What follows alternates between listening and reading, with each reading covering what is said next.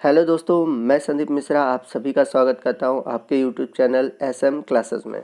दोस्तों, आज के इस वीडियो में हम बीएचयू बीएससी 2018 के मैथ ग्रुप के पेपर को देखेंगे और उसे सॉल्व करेंगे। तो हर एक क्वेश्चन को मैं आप सॉल्व करूंगा और जितने भी आपके पोर्शन है, चाहे वो फिजिक्स हो, चाहे केमिस्ट्री हो, चाहे मैथ हो, सबके क्वेश्चन को मैं बताऊंगा। उसके क्वेश्चन को हम एनालाइज करेंगे और हर एक क्वेश्चन के आंसर को जानेंगे। तो आइए वीडियो को स्टार्ट करते हैं। तो जैसा कि आप सभी जानते होंगे कि क्वेश्चन जो होंगे आपके 150 क्वेश्चन होंगे, जो कि 450 नंबर के होंगे और आपकी जो टाइमिंग होगी वो 2.5 घंटे होगी। यानी कि जो एक क्वेश्चन होगा वो 3 नंबर का होगा। तो आपके 50 क्वेश्चन भौतिक विज्ञान से, 50 क्वेश्चन रसायन विज्ञान से और 50 क्वेश्चन गणित से होंगे। तो सही क्वेश्चन पे आपको 3 नंबर मिलेंगे। अगर आप क्वेश्चन गलत करते हैं तो आपके सही वाले से 1 नंबर काट लिए जाएंगे, यानी कि जो माइनस मार्किंग है वो है -1। तो इस क्वेश्चन पेपर में मैं आपको बता दे रहा हूँ, इसमें भौतिक विज्ञान, रसायन विज्ञान और गणित है। तो एक वीडियो में ये सॉल्व कराना पॉसिबल नहीं है, तो इसलिए मैं आपको अलग अलग पार्ट में इसे सॉल्व कराऊंगा। तो आज के इस पार्ट में हम पहले भौतिक विज्ञान को स्टार्ट करते हैं। तो पहला क्वेश्चन है, यदि बिना द्रव्यमान तथा आकृति बदले पृथ्वी की एकाएक इसकी त्रिज्या आधे तक संकुचित कर दी जाए तो 24 घंटे के स्थान पर दिन की काल अवधि होगी। तो क्वेश्चन में पूछ रहा है कि यदि पृथ्वी का द्रव्यमान और आकृति बिना बदले एकाएक जो त्रिज्या होती है उसको आधी कर दी जाए तो 24 घंटे के स्थान पर दिन रात की अवधि क्या हो जाएगी। तो हमारा जो राइट ऑप्शन है थर्ड, 6 घंटे। तो 24 घंटे के स्थान पर हो जाएगा 6 घंटे का। चलते अगले क्वेश्चन की ओर। अगला क्वेश्चन है, पानी से भरी एक साफ कांच की नली जिसका व्यास 1 mm है में 20 डिग्री सेंटीग्रेड पर केशिकी उत्थान लगभग होगा। तो यहाँ पर पानी का अंतःपृष्ठ तनाव आपको दिया है 20 डिग्री सेंटीग्रेड पर 0.073 न्यूटन पर मीटर। तो आप क्वेश्चन को सॉल्व कीजिएगा, मैं यहाँ पर आपको आंसर बताऊंगा। तो हमारा जो राइट ऑप्शन है ऑप्शन 4, 30 mm। चलते अगले क्वेश्चन की ओर। क्वेश्चन नंबर 3 है, टी केल्विन ताप पर m द्रव्यमान वाला कोई गैस कण मैक्सवेलीय वेग वितरण पालन करता है। कण की माध्य चाल क्या होगी, आपको बताना है। और के एक क्या है, बोल्टमैन स्थिरांक है। यानी कि यहाँ पर आपसे एवरेज स्पीड पूछा हुआ है, तो सिंपल सा क्वेश्चन है। तो यहाँ पर जो हमारा राइट ऑप्शन होगा ऑप्शन फर्स्ट होगा। चलते हैं क्वेश्चन नंबर 4 की ओर। स्थिर आयतन पर 150 कैलोरी उष्मा की मात्रा देकर 15 ग्राम हवा को 0 डिग्री सेंटीग्रेड से 5 डिग्री सेंटीग्रेड तक गर्म किया जाता है, तो हवा की आंतरिक ऊर्जा में परिवर्तन होगा। तो यहाँ जो क्वेश्चन दिया हुआ है ये ऊष्मागतिकी के प्रथम नियम पर आधारित है। यहाँ पर आप देख सकते हैं कि स्थिर आयतन दिया हुआ है, तो यहाँ पर आपने जितनी भी ऊष्मा दी है वो टोटल यूज़ हो जाएगा उस सिस्टम की आंतरिक ऊर्जा को कन्वर्ट करने में। तो आपने 150 कैलोरी ऊष्मा दी है 15 ग्राम के लिए, तो 1 ग्राम के लिए क्या हो जाएगा, तो 1 ग्राम के लिए हो जाएगा 150/15। तो आपका जो राइट ऑप्शन होगा ऑप्शन सेकेंड होगा 10 कैलोरी प्रति ग्राम। चलते हैं अगले क्वेश्चन की ओर। क्वेश्चन नंबर 5 है। तो क्वेश्चन है, एक कण जो सरल आवृत्ति गति करता है के लिए निम्न में से कौन सा कथन सही नहीं है। तो यहाँ पर आपको सरल आवृत्ति गति के लिए जो कथन गलत है उसको बताना है। तो यहाँ पर जो पहला ऑप्शन है, पहला ऑप्शन दिया हुआ है कि कण पर लगने वाला बल केंद्र की ओर दृष्ट रहता है, तो एकदम ये कथन सही है, क्योंकि जो कण पर जो बल लगता है वो उसके केंद्र पर केंद्रित रहता है। दूसरा ऑप्शन है, कण पर लगने वाला बल इसके केंद्र बिंदु से विस्थापन के समानुपाती होता है, तो ये भी ऑप्शन आपका सही है।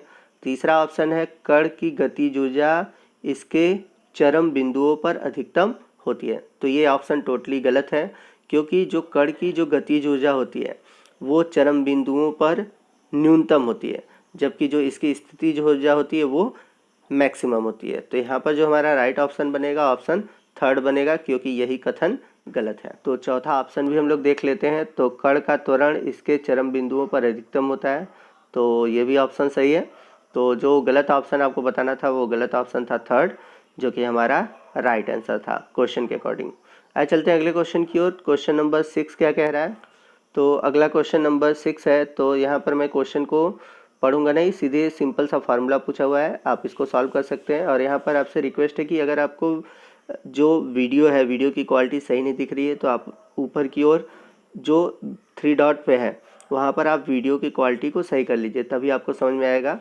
तो उस 3 डॉट पर आप क्लिक करेंगे तो वहाँ पर क्वालिटी ऑप्शन आएगा, तो क्वालिटी ऑप्शन पे जाकर आप 480p या 720p, जनरली 360p पर भी हल्का फुल्का क्लियर रहता है, लेकिन आप 480 पे क्लिक कर लीजिएगा, वो सही रहेगा। तो यहाँ पर मैं राइट ऑप्शन बता देता हूँ क्वेश्चन का। राइट ऑप्शन है option 4, t = 2π√x1² minus x2² upon u1² minus u2²। Question number 7 है, दो समान पिंड एक निर्वात बर्तन में रखे हैं जिनका तापमान 27 डिग्री सेंटीग्रेड है। प्रथम पिंड का तापमान 327 डिग्री सेंटीग्रेड एवं द्वितीय पिंड का तापमान 227 डिग्री सेंटीग्रेड है। दोनों पिंड से होने वाली ऊष्मा ह्रास की दरों का लगभग अनुपात क्या है? तो यहाँ पर जो आपका राइट ऑप्शन है ऑप्शन फर्स्ट है 2:1। तो आप क्वेश्चन को सॉल्व कीजिएगा और देखिएगा कि आंसर क्या आता है। चलते हैं अगले क्वेश्चन की ओर। क्वेश्चन नंबर 8 है, एक समान धातु की छड़ का उपयोग दंड लोलक की तरह किया जाता है। यदि कमरे का ताप 10 डिग्री सेंटीग्रेड बढ़ा दिया जाए तो धातु का रेखीय प्रसार गुणांक आपको दिया गया है। तो आपको लोलक के आवर्त काल में जो प्रतिशत बढ़ोतरी है वो ज्ञात करनी है। तो आप सिंपली इसको T = L/G से सॉल्व कर सकते हैं, और जो वृद्धि का फार्मूला है, मतलब कि 10 डिग्री सेंटीग्रेड बढ़ाने पर लंबाई में कितनी वृद्धि होगी, उसमें दोनों को मिलाकर एक में कैलकुलेट कर सकते हैं। तो यहाँ पर मैं आपको राइट ऑप्शन बता दे रहा हूँ। जो राइट ऑप्शन है ऑप्शन सेकंड है 1 × 10⁻³ आइए चलते हैं अगले क्वेश्चन की ओर। क्वेश्चन नंबर 9 है, दो अनुप्रस्थ ज्या तरंगे एक दूसरे के विपरीत दिशाओं में एक ही डोरी में चल रही हैं। प्रत्येक का वेग 0.5 सेंटीमीटर प्रति सेकंड, आयाम 3 सेंटीमीटर तथा तरंग दैर्घ्य 6 सेंटीमीटर है। परिणामी तरंग का समीकरण क्या है? तो ये आपने पढ़ा होगा, सिंपल सा क्वेश्चन है, और आपने तरंग के लिए जो समीकरण है वो पढ़ा होगा। तो इसका जो राइट ऑप्शन है ऑप्शन 4 है y = 6। चलते हैं अगले क्वेश्चन की ओर। क्वेश्चन नंबर 10 है, एक ही पदार्थ से बनी समान लंबाई की दो समान डोरियां समान तनाव से तनी है। यदि उनके परिच्छेदन व्यासों का अनुपात 3/2 है तो उनकी मूल आवृत्तियों का अनुपात होगा। तो ये एकदम सिंपल सा क्वेश्चन है, और ये यूपी बोर्ड के लास्ट के पहले का टॉपिक है, और आपको यूपी बोर्ड में क्लास 12th में बताया गया होगा। तो यहाँ पर मैं आपको आंसर बता दे रहा हूँ। यहाँ पर जो आपका राइट ऑप्शन है ऑप्शन थर्ड है 2/3। तो आप इसको देखिएगा, क्वेश्चन को भी देखिएगा कहाँ पर ये टॉपिक मिलेगा, तो आप इसको ज़रूर सॉल्व करिए। चलते हैं अगले क्वेश्चन की। क्वेश्चन नंबर 11 है, एक बंद आर्गन पाइप में प्रथम अधिस्वरक की आवृत्ति वही है जो खुले आर्गन पाइप के प्रथम अधिस्वरक की है। यदि बंद आर्गन पाइप की लंबाई 30 सेंटीमीटर हो तो खुले आर्गन पाइप की लंबाई क्या होगी? तो देखिए कितना सिंपल क्वेश्चन पूछा गया है। तो यहाँ पर जो राइट ऑप्शन होगा ऑप्शन सेकंड होगा 40 सेंटीमीटर। चलते हैं अगले क्वेश्चन की। क्वेश्चन नंबर 12 है, एक ही स्लिट की विवर्तन में स्लिट की चौड़ाई d है, प्रयुक्त प्रकाश की तरंग दैर्घ्य लैम्डा है, तो केंद्रीय पृष्ठ की कोणीय चौड़ाई होगी। तो सिंपल सा क्वेश्चन है, सिंपल सा आंसर है, तो 2λ/d। चलते हैं अगले क्वेश्चन की। क्वेश्चन नंबर 13 है, ए अनुप्रस्थ काट के क्षेत्रफल की एक परिनालिका की लंबाई l है, इसमें तार के कुल फेरे n है, इस परिनालिका का स्वप्रेरकत्व है।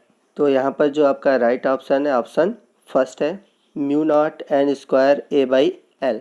आइए चलते हैं अगले क्वेश्चन की ओर। अगला क्वेश्चन है, v वोल्ट विभवांतर पर त्वरित इलेक्ट्रॉन द्विब्रॉग्ली तरंग दैर्घ्य है। तो एकदम सिंपल सा क्वेश्चन है, और इसका सिंपल सा फार्मूला है, तो आप देख सकते हैं जो आपका आंसर है ऑप्शन 2 है √150/v एंगस्ट्रॉम। आइए चलते हैं अगले क्वेश्चन की ओर। अगला क्वेश्चन है, एक ही धातु के दो टुकड़ों की जिनकी लंबाई 1/2 तथा जिनके व्यास 2/1 के अनुपात में है, यदि दोनों तारों को एक ही बल द्वारा खींचा गया तो उसकी लंबाई में वृद्धियों का अनुपात होगा। तो जो आपका राइट ऑप्शन है ऑप्शन 4 है 1/8। आइए चलते हैं अगले क्वेश्चन की ओर। क्वेश्चन नंबर 16 है, देखते हैं क्वेश्चन नंबर 16 क्या है। पृथ्वी तल पर h ऊंचाई h r पर g का मान पृथ्वी के अंदर d गहराई पर वही हो तो d का मान होगा। r यहाँ पर क्या है, पृथ्वी की त्रिज्या है। तो इसका जो राइट ऑप्शन बनेगा ऑप्शन थर्ड है d = 2h। अगला क्वेश्चन है, यदि किसी कार्नोट इंजन की दक्षता 25% हो तो तथा स्रोत का ताप 327 डिग्री सेंटीग्रेड है तो सिंक का ताप होगा।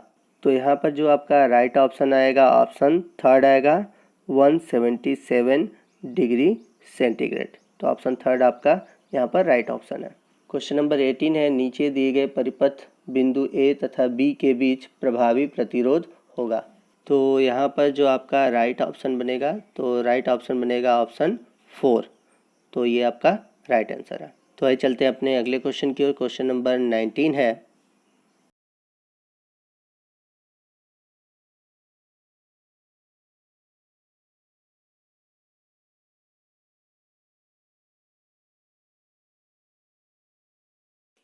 तो 19वां क्वेश्चन है, किसी धातु की सतह से फोटो इलेक्ट्रॉनों के उत्सर्जन को रोकने के लिए कम से कम 20 वोल्ट ऋणात्मक विभव लगाना पड़ता है, तो उस धातु की सतह से उत्सर्जित होने वाले इलेक्ट्रॉनों की अधिकतम ऊर्जा होगी। तो यहाँ पर इसका जो राइट ऑप्शन है, ऑप्शन सेकंड है, 3.2 × 10⁻18 जूल।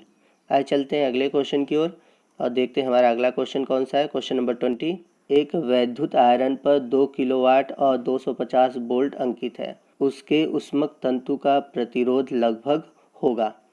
तो उसके उष्मक तंतु का जो प्रतिरोध होगा वो लगभग होगा 31.25 ओम। तो यहाँ पर हमारा जो राइट ऑप्शन है, ऑप्शन फर्स्ट है।